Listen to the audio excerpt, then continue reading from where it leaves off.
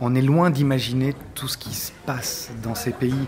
Alors on sait que c'est des cultures très anciennes, hein, on sait que l'Iran c'est une culture qui a plus de 4000 ans d'âge.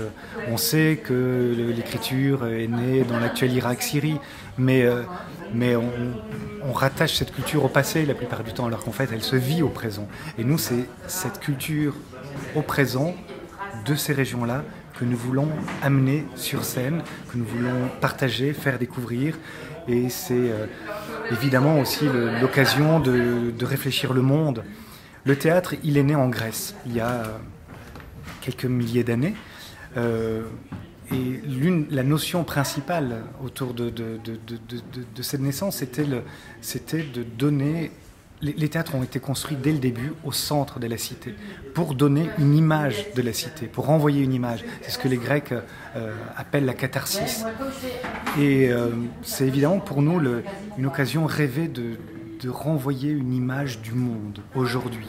On entend souvent parler de ces pays à travers l'actualité, toujours autour de conflits, autour de drames, de famines, de vagues, de migrations, etc.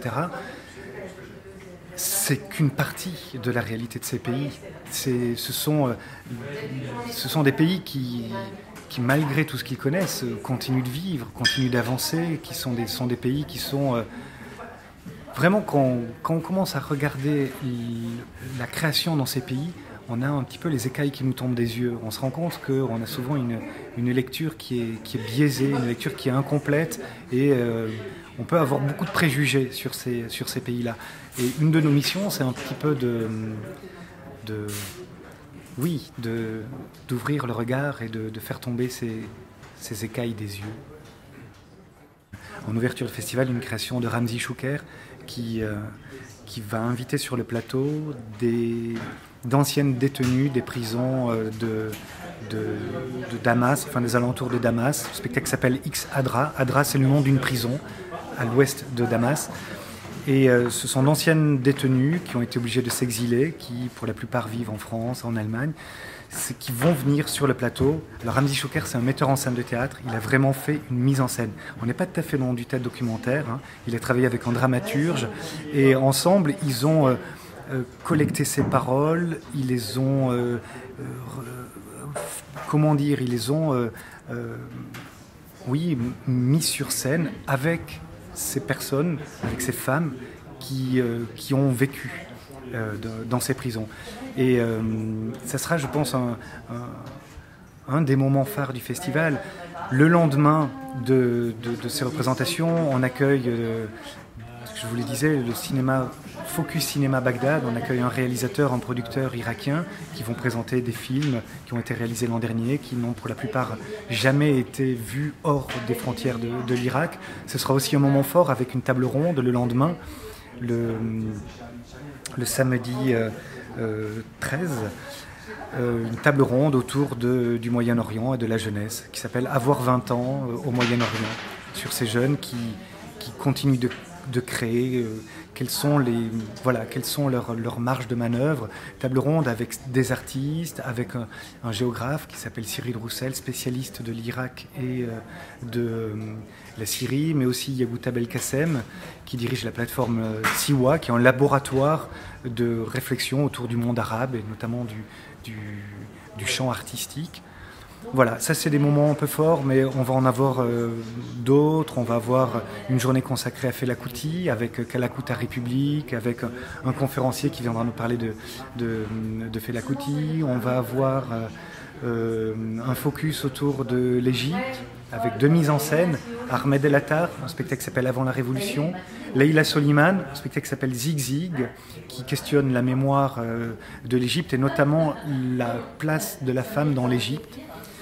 Tout ça sera mis en perspective par des rencontres avec un géographe, Stéphane Lacroix, géopoliticien, spécialiste de l'Égypte. On a une autre création ici d'une jeune équipe iranienne, Kamel Hachemi, qu'on avait accueilli l'an dernier. Et le spectacle nous avait tellement plu que là, on s'est dit qu'on allait aller plus loin avec eux, qu'on allait les accueillir en résidence. Alors, ils viennent de commencer les répétitions à Téhéran. Ils vont venir les finir ici, début janvier. Et ils vont créer le spectacle ici. Ça durera 4 jours. Ça s'appelle It's a Good Day to Die. Spectacle entre théâtre et cinéma. On connaît le cinéma iranien, on connaît moins le théâtre. Alors le théâtre-cinéma, ça c'est encore quelque chose d'autre, quelque chose de nouveau, assez prometteur. 2 comédiennes sur le plateau et puis beaucoup d'images. Ça, ce sera plutôt en fin de festival. Et en clôture, c'est aussi un moment important, le concert d'Emel Matlouti, qui est un petit peu l'icône de la chanson dans le monde arabe en ce moment, l'icône du printemps de Jasmin. C'est lors d'une manifestation à Tunis qu'elle a accédé à une notoriété immédiate et internationale, parce qu'elle s'est mise à chanter une de ses chansons qui dit « Ma parole est libre », une chanson en arabe.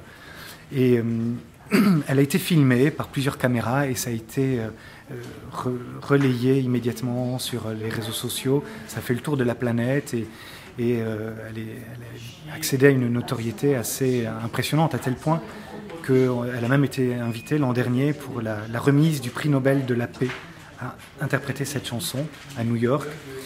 Et voilà, donc elle va commencer sa tournée française, puisqu'elle vient de sortir un second album.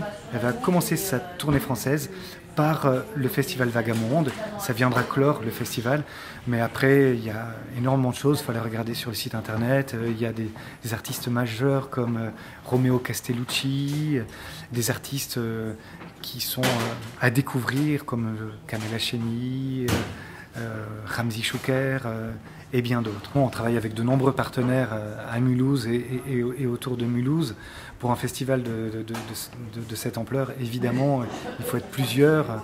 Il y a l'Espace 110, il y a le Créa de Kingersheim, il y a l'Eden à Sausanne, le Cinéma Bel Air dont je parlais tout à l'heure, les Dominicains de Guebwiller qui seront très présents cette édition-ci, avec notamment un concert d'une chanteuse iranienne, Azamali, d'origine iranienne. Azamali, ça ce sera aux Dominicains de Guebwiller. J'en oublie, hein, il y a le carré des associations.